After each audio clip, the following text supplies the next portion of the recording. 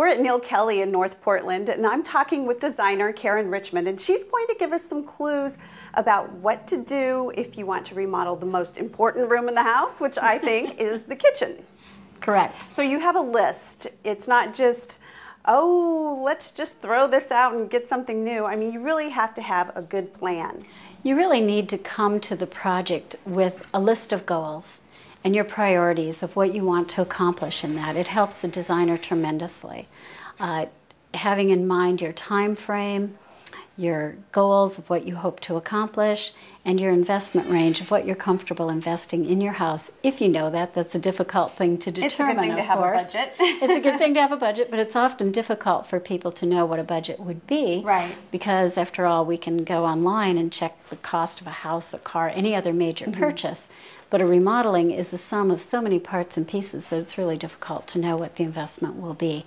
It goes from the big things like the floor plan down to the knobs on your cabinet. So Exactly. there's a whole lot that goes into it. Exactly. The sum of the total of a lot of parts. How do you make it easy on how would a person like me make it easy on a person like you, on the designer? On the designer. One of the things when we first get together and interview is we're helping you determine what your goals are and what type of remodel you want to do. It may be that you're interested in a cosmetic remodel, or maybe you're painting the walls and replacing the countertops, Gotcha. possibly refacing the cabinets, new flooring.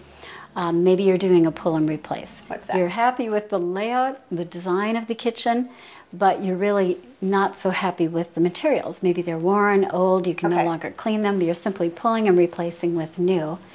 And then the other approach would be a custom remodel, and that might be when you're possibly putting on an addition, or maybe you're taking out a wall to borrow some more space from the footprint of the house, or changing doors or windows. You're really saying, this is my dream kitchen, this is what I'm making happen. Okay, so a remodel means a lot of different things. It can, it can, with a wide range of investments. Now this is a really beautiful kitchen. You mentioned the wood is unique and different, and that's what a designer would know.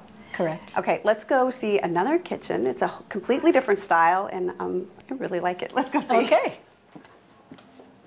Okay, Karen, so this is a very different look from this kitchen from the one we were in. This is more of a traditional kitchen, although we've added some whimsy and some fun with the bright color and the interesting tile pattern.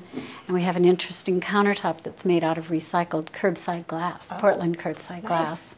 So do you necessarily need to say to a designer, well, I want this style and I want this? I mean, do you have to know those elements? You don't have to know those elements. Probably what's most important to a designer is to know your list of priorities. Okay. What's really important to you and what is it that you want out of your kitchen remodel? Is it perhaps that you have a two-cook kitchen? And you're always bumping into each other, so you need to change the layout to make it work for two people in there? Or is it an entertaining kitchen and everybody wants, of course, to be in the kitchen with you, the cook? And so designing it to keep people close by but out of your work area could be very helpful. So a list of those kinds of priorities.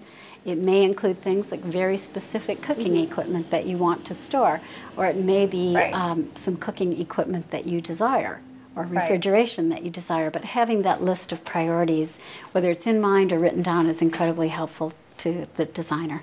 Okay. Now, what if I already know all those priorities? What if I know exactly what I want? Do I still need you, a designer?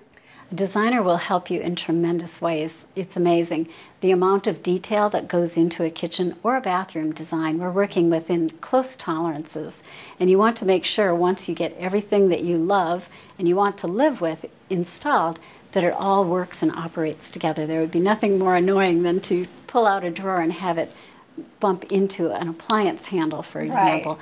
And it's those kinds of things that a designer can help you with, as well as having a vast knowledge of what's available in the market. So you may think that this is a certain tile I want.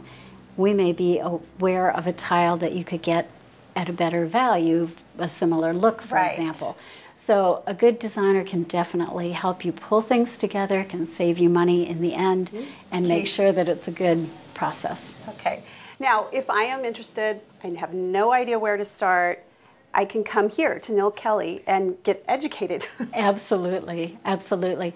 We have seminars quite frequently, so it's always a good idea to check our website for our seminar schedule.